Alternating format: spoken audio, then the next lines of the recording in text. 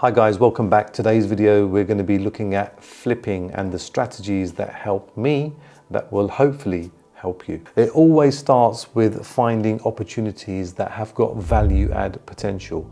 This could include refurbishment, reconfiguration, and the number one strategy for me is buying houses that allow me to create extra square footage by getting planning permission for a new loft, a side return, or a ground floor extension. Typically speaking, if I'm buying a property and it's got 2,000 square feet as a two-story house and I can create a loft and a side return and an extension, I can easily add another 600 square feet. Now, when you're selling properties in a local area, it's really important for you guys to know that the prices that are set are based on the size of the property and how much is being charged on a per square foot basis. For example, 2,000 square feet at £1,000 per square foot will give you a resale figure of £2 million.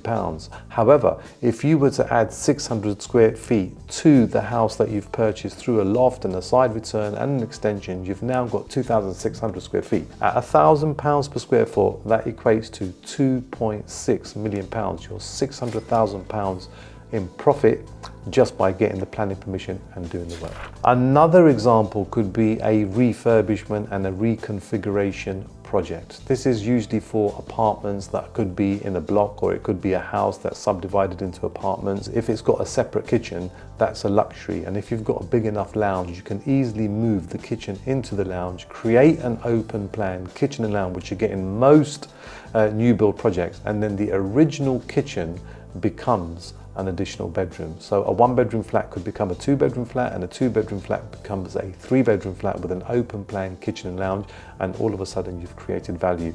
And with a really nice refurbishment, you'll always find a buyer profile for that. Moving on to pricing and contractors. Stage 2, as soon as you've identified a property, you must have a working relationship with contractors, or you must have a team of in-house contractors. A common problem faced by new flip investors is they don't have established relationships with contractors. Somebody that you've worked with before, somebody that's been recommended, somebody that you know. These are the common ways of finding contractors. However, this could lead to problems, and we always hear stories of nightmare builders and things going wrong. It's taken us over 20 years to build a network of contractors, and they can come in different categories in terms of the quality, the cost, and the design and the build that they can actually achieve. It's really important to have a network of contractors because that allows you a fallback in a worst case scenario. Here's an example of a current project that we're working on in West London, very close to Shepherd's Bush. A huge house, and if you look at the ground floor here, we've got a side return extension, we've got this 70-foot garden with a nice office at the back that's being created. And what's important to note here is the side return here. Look at the steels that have been placed here for the extra support, but more importantly, look at the teams and how well organized this site is. Quickly going upstairs into the new loft, you can see this new bedroom here, which is painted in this really nice green, and understanding the market, that's really important, and having architects that help you deliver a really nice high-end design and build is crucial to the mix as well. An architect can help you understand what the local policy guidelines are and how viable it will be for you to actually get the planning and the approval and the plan that you've got in your mind. Now it's all about securing the opportunity and making sure you can close. There's a couple of factors that can help you here when it comes to negotiating with the estate agents. And what estate agents love to hear is that you're chain free and potentially you're a cash buyer, or you've got your funding in place. Now, as part of the negotiation process, what I also factor in is when I'm buying a house in particular, I know that an application for a loft and a side return under permitted development or planning will normally take 8 to 10 weeks. So I will always try and go for what we call a delayed completion. A delayed completion simply means that you're buying a property today and you want to complete in 2 months' time or 3 months' time, or whenever you want to complete. Now, the there's a hurdle here. The seller would normally want to complete sooner rather than later. What I always try and do is have a word with the estate agents and confirm that I can complete sooner rather than later, but ideally I'd like to go for a completion of 6 to 8 weeks. And the reason that I go for 6 to 8 weeks is it gives me about 7 to 10 days to get my drawings and applications submitted with the local council. Only if you've got a good relationship with an architect, and you must have that. And then you submit the application, you've got your conveyancing going on in the background, and by the time you complete, you can try and plan starting your build ASAP. Another hurdle that a lot of people face is they don't have existing relationships with lawyers, and lawyers are the crucial element in this mix too.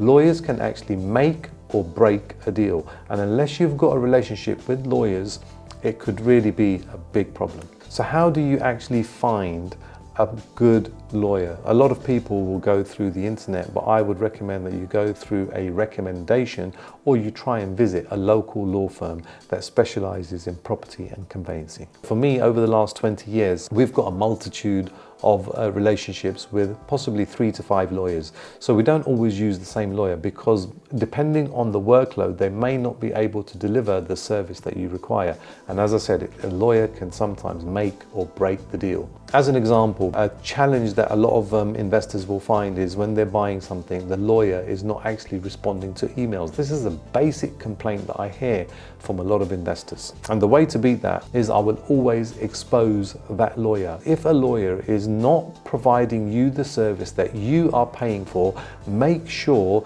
that you get what you deserve. You are the client, you are the customer, they are providing you with a service, and they must deliver. If they're ignoring emails, simply what I do is go onto the company website, and with most law firms, they will have the email addresses of all of the other partners, and simply send an email to the lawyer saying, please can you respond to my email and CC all the other partners, and you'll see how fast you get a response. Whilst the conveyancing is now smoothly going ahead, applications being submitted, you now have to start working with your architect and your contractors in the back end, just to try and get a smooth delivery for completion. One of the things that the architect will start working on is building regulation drawings and other specifications. It could be for the electrics, it could be for the plumbing, and all of this is useful for the contractor. The contractor ideally should also have a good relationship with your architect as well, because these are the two teams that will be helping to work together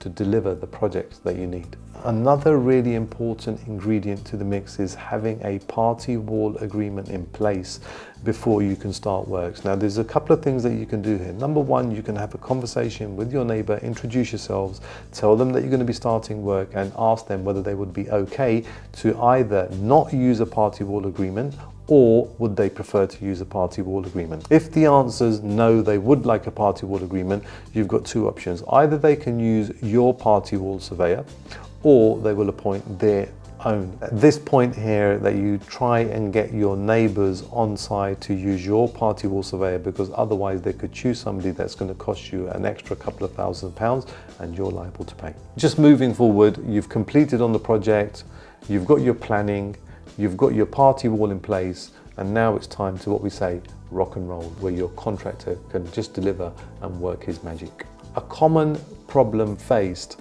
by many investors that are new to the flip market is what I call quality versus cost. A lot of people try and deliver projects with a minimum budget, and they don't focus on quality.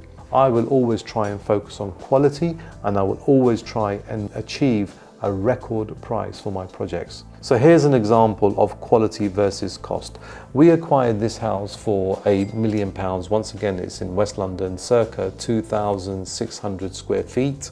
We got planning permission to add a new loft. We've got some extra height ceilings in here. We did a side return, and most importantly, if you look at some of the details here, we've got this really nice double reception room that leads into an open plan kitchen and lounge that looks onto the garden. We've got these steel beams here, we've got a bespoke kitchen, we've got this feature wall, we've got these extra height doors, and as we go upstairs you can see we've got this master bedroom that's exceptional here, and it's got a walk-in wardrobe with this amazing ensuite that's got this really nice green wallpaper. And we've created something special. As we go upstairs, we've got a really nice skylight here, 2 double bedrooms. As we walk down, wall paneling, and everything about this house is bespoke and tailor-made. We've gone over and beyond when it comes to the cost, but when it comes to the resale, this house was put on the market on the Friday, and on the Saturday we had an offer, and on the Monday we closed £50,000 over the asking price. And that's where quality over cost always wins. So there you have it, a quick crash course in flipping and some of the strategies that I use that hopefully will help you guys. If you've got any comments or if you have any questions, put them into the comments below. And if you like this video, make sure you please share, like and subscribe as always. And I'll see you next time. Monty Nawaz.